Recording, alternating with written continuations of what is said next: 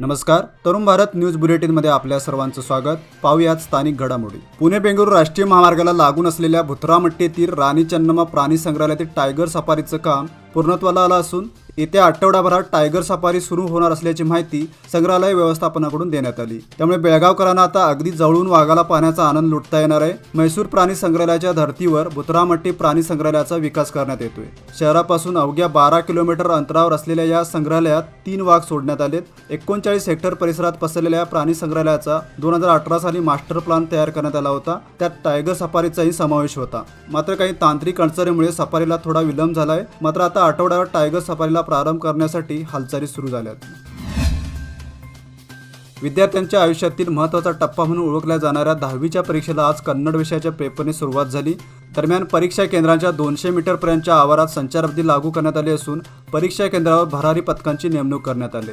कोणताही अनुचित प्रकार घडू नये यासाठी पोलीस बंदोबस्तही तैनात करण्यात आला आहे.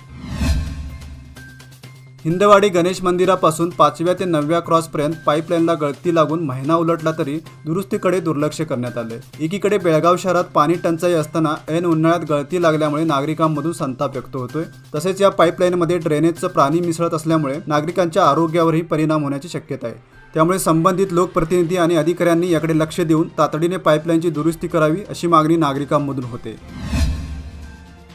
वाडी रत्नागिरी येथील श्री क्षेत्र ज्योतिबा देवाची चैत्र यात्रा दिनांक 3 ते 5 एप्रिल दरम्यान होत असून या यात्रेसाठी बेळगाव परिसरातून हजारो भाविक ज्योतिबा डोंगरावर दाखल होणार आहेत. भाविकांची गैरसोय टाळण्यासाठी बेळगाव मध्यवर्ती बसस्थानकातून सकाळच्या सत्रात बेळगाव ज्योतिबा मार्गावर 2 बस धावणार आहेत.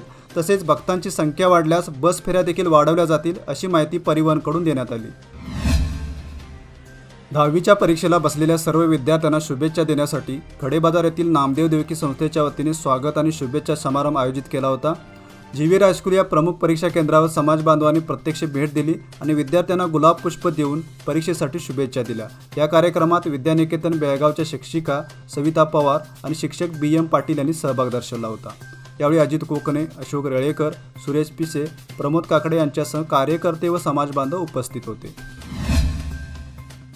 खानापूर तालुक्यातील देवटीहून पारिशवाटला विटांची वाहतूक करणारा ट्रक पलटी होऊन 1 जण जागीच ठार झाल्याची घटना आज घडली.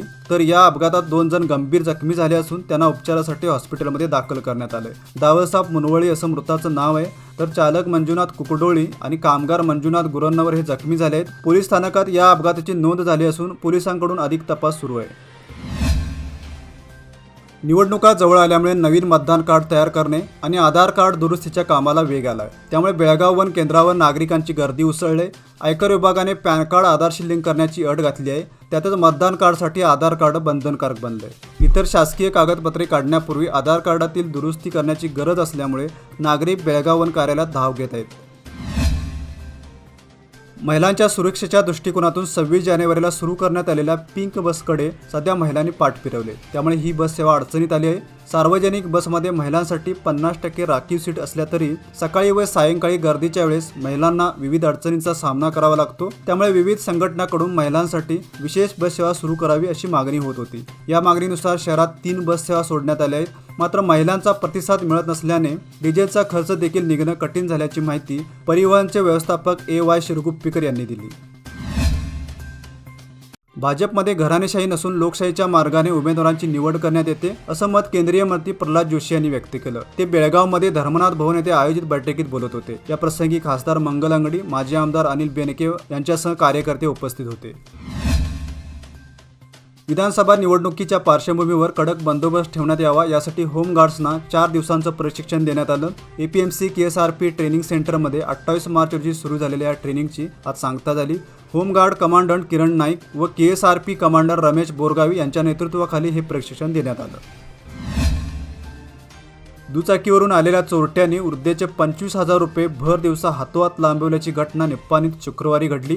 या झटापटीत 2 महिला किरकोळ जखमी झाल्या आहेत. भर दिवसा घडलेल्या घटनेमुळे नागरिकांमध्ये भीतीचं वातावरण पसरलं आहे. निप्पाणी पोलीस स्थानकात या घटनेची नोंद झाली असून पोलिसांकडून चोरट्यांचा शोध सुरू आहे.